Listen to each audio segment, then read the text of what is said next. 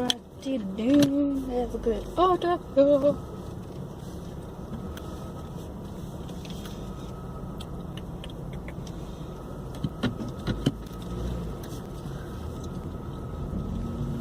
So I'm like in a really good mood because like in the last like 2 minutes that we are actually wrapping up for the day, Juanita was one of the coaches was talking about like the differences between like working at Macon versus when she was working in one of the regional centers up in like New York, about like different things that they can do between calls in one place versus another and everything. And at one point I just heard like, they didn't let you read up there, and I'm like, hold up. You saying we can read books in between calls down here? Like, what? She's like, yeah, you can have a book. There's some people who have like coloring books and stuff, like people do paints and stuff like that. And I'm like, but we can read? Like, that literally made my life just a little bit. Because if I can read between calls out there, like, I'll be so happy. Like, I was literally like, take my phone if you need. I don't care about using my phone during work if it means I can read.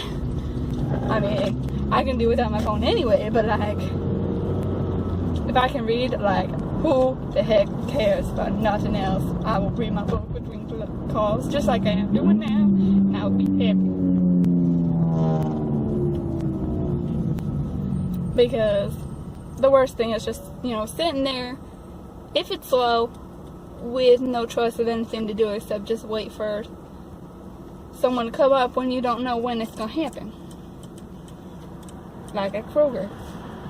If there wasn't a customer and you was on the register, you best stand in front of that register and stare at them aisles until someone comes up to you. And I hated it. Which is why bakery was so much better, because at least if you didn't have something going on right away with a customer, there was plenty to keep you busy, and you were walking around all the time, kept active, as opposed to just literally standing there and possibly not having anything to do for times. And there were some real times when it was real slow, especially like at the beginning or the end of the day sometimes. It was ridiculous. So, like, I'm super excited about that.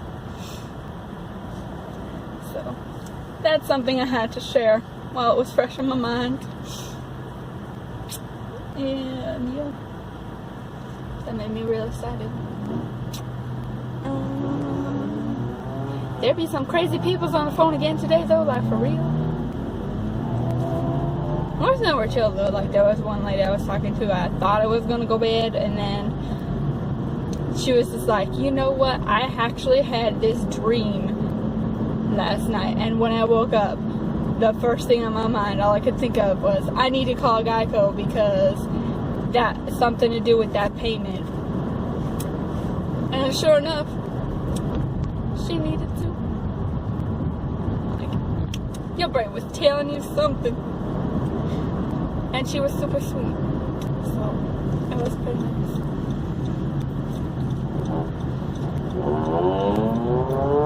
So,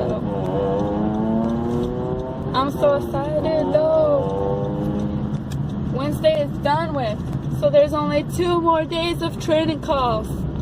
And then we're off for a week before transition. And we got to meet the SVPs in charge of Southeast that we're going to be doing transition with today. So we got to meet new people today, and once again, for the millionth time, do introductions for everybody. Oh my god.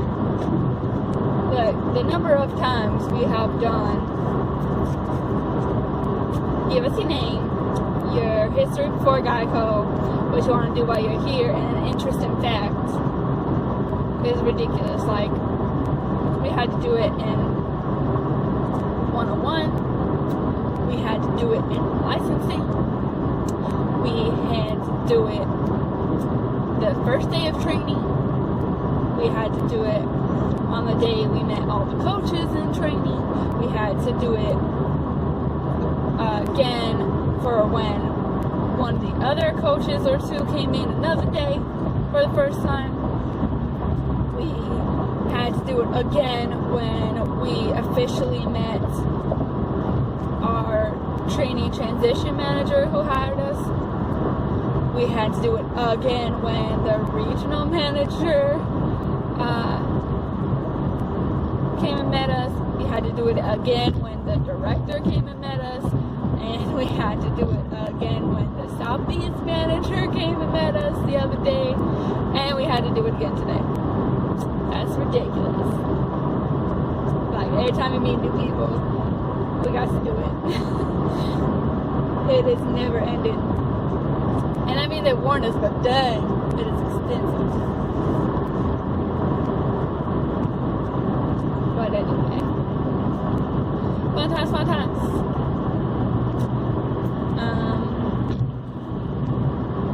I have to bake cookies tonight for Siri and Ty's baby shower tomorrow.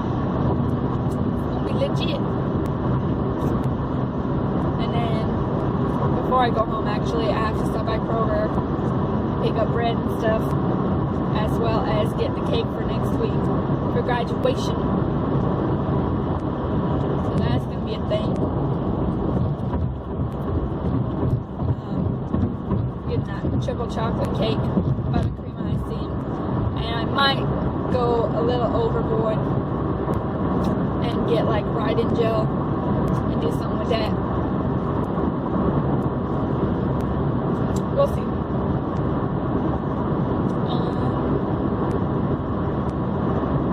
And then I think that's about all that's legit for today.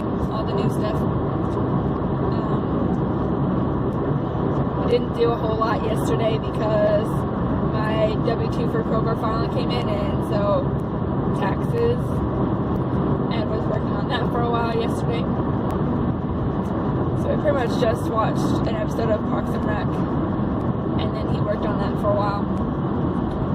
Meanwhile, I just did like my journal and stuff for the day, and I rewatched Crazy Stupid Love in the background. Read some more of Allegiant. I'm over halfway through with Allegiant though. I'm at 52% when I updated it just before I left work. It's so good. I'm so proud of myself. For real. I might actually like finish this like ASAP. When I meant like when I said that the 12 books in this year would be an easy like resolution, I was not kidding, but I knew I needed something simple like that for me to get excited about, but not have to be like stressed over and everything, because it was hard initially to get back into reading on a normal basis because you get so used to using your phone for everything and just scrolling through Facebook endlessly that at first it's hard to get back to it. But I did it. And here we are. Almost 3 books into the year. Well, more like almost 2.5, but still. And it ain't even February yet, till tomorrow.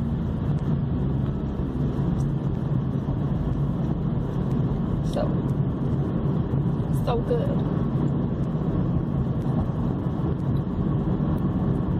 And then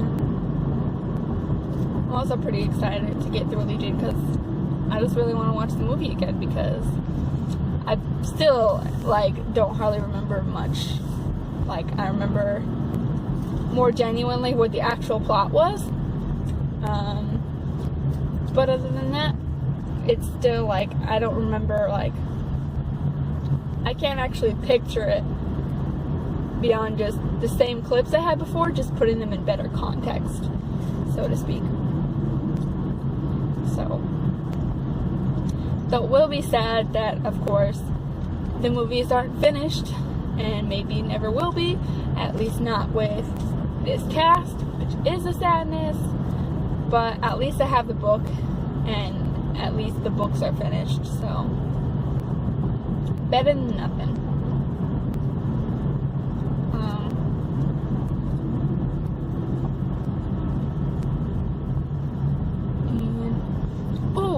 Oh my god. Series of unfortunate events, though. On that same tangent of things that didn't finish before, but now, like, it's a thing. I was actually starting to lose hope a couple months ago when, you know, a year has passed since the first season of the Netflix series of unfortunate events came out, like, last January, like, right around New Year's. And so when it was getting around New Year's this year, I'm like, I have not heard a thing since, you know, they said they green-lighted season 2 right after season 1 came out. So it's like, you know, they could have said that and then changed their mind and it just be forgotten, as so many things are. But, like, literally within a couple of days after me, like, realizing how, you know, I hadn't heard anything in about a year, they released a trailer for season 2, or a teaser or something about it, saying that it was coming out in March, and I got super excited because finally they're actually, like, doing it. And this is, like, actually a thing. There actually is a chance that we'll actually see the full series be played out, and I'm so happy. And I love the fact that Netflix has set it up where, like, each book is like 2 episodes, so each one is almost like its own mini movie or something, and that's pretty legit because they're actually doing, like, properly by the series as opposed to that first movie back in 2004, which, though granted, it was a delight because Jim Carrey was amazing for Count Olaf, and, like, the whole cast was perfect, really, and everything about it was so great. Like, the only sad part is that they squished the first 3 books together into one, the way they did, and it's just like, and that they never finished it either. It's just like, I could understand one thing if you squished them together and finished it, but you can't just squish 3 together and then just leave it like that. So, I'm very happy with the way that Netflix has gone about doing it to make sure, you know, we get the episodes and we get the full stories, and they do so great by it, especially with the fact that not only are they doing the books individually, and yes, there is a little bit different from the books, but it's in the best way possible because they're actually adding stuff in that, like, goes deeper into, like, stuff in the books that comes up later, like adding, I think her name is Josephine into it, or whatever her name is, the girl that was in Vampire Diaries, is Aunt Jenna, that chick. The fact that they added her into it, like, in the first season and stuff, and, like, setting up that stuff that's happening behind the scenes that you don't read about until later on in the books, and you can get, like, foreshadows of it way earlier in the Netflix series, makes me so happy.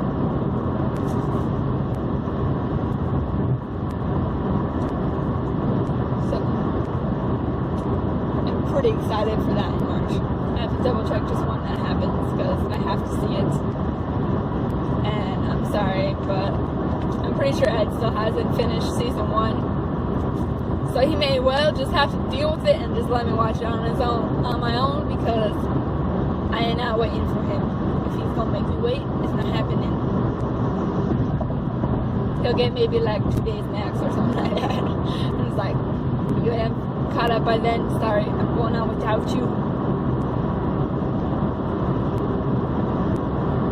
So, yeah. I think that's it for Fangirl Rants thing of the day. / laugh catch up thing. Yeah. 15 minutes worth of rambling is enough, right? Yeah, I think so too. So, thanks so much for listening to the rambling, as always, and see you later.